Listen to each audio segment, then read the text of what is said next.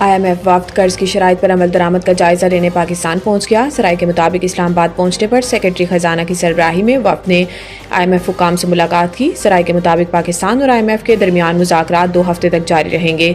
IMF वफ्द की क़यादत northern Porter करेंगे, जबकि वफाकी वज़ीर खजाना मोहम्मद औरंगज़ेब पॉलिसी लेवल मुज़ाकरात में पाकिस्तान वफ्द की क़यादत करेंगे। ज़राए का बताना है कि IMF वफ्द वज़ारत खजाना, FBR, पावर डिवीजन और स्टेट बैंक हुकाम के साथ भी मुज़ाकरात करेगा। ज़राए का कहना है कि पाकिस्तान $7 अरब कर्ज प्रोग्राम की शराइत पर अमल दरामद की रिपोर्ट पेश करेगा। रवां माली साल की पहली छमाही से मुतल्लिक रिपोर्ट IMF को पेश की जाएगी और वफ्द को ज़रई आमदन पर टैक्स पर ब्रीफिंग दी जाएगी। वज़ीर आज़म बिलावल भुट्टो की तयशुदा अहम मुलाकात मुअख्खर।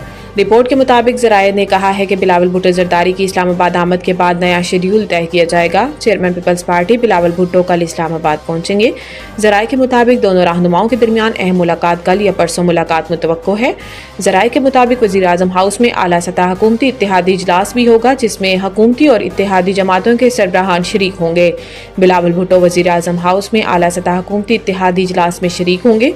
इजलास में हुकूमत के इंतजामी मामलात ज़ेर बहस आएंगे, जबकि बिलावल भुट्टो हुकूमत से मुआहिदों पर पार्टी तहफ़्फ़ुज़ात वज़ीर आज़म के सामने रखेंगे।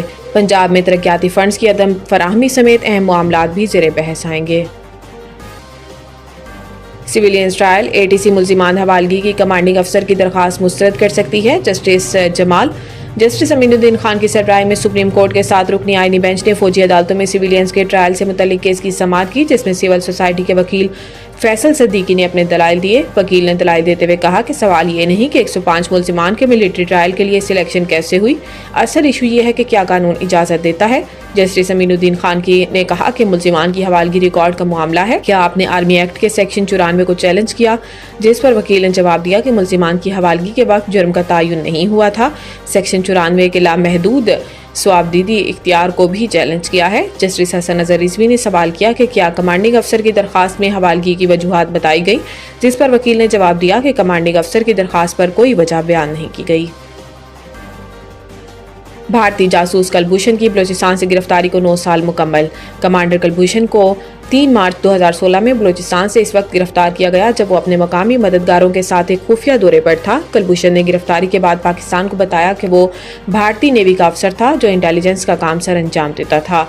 इस गर्ज से कुलभूषण ने ईरान के इलाके चाहबहार में हुसैन मुबारक पटेल के नाम से एक बिजनेस भी शुरू किया था ताकि वो अपना काम जारी रखे। अप्रैल 2017 में कुलभूषण को एक फौजी अदालत ने सजाए मौत सुनाई, जिसके खिलाफ भारत ने आलमी अदालत इंसाफ का दरवाजा भी खटखटाया।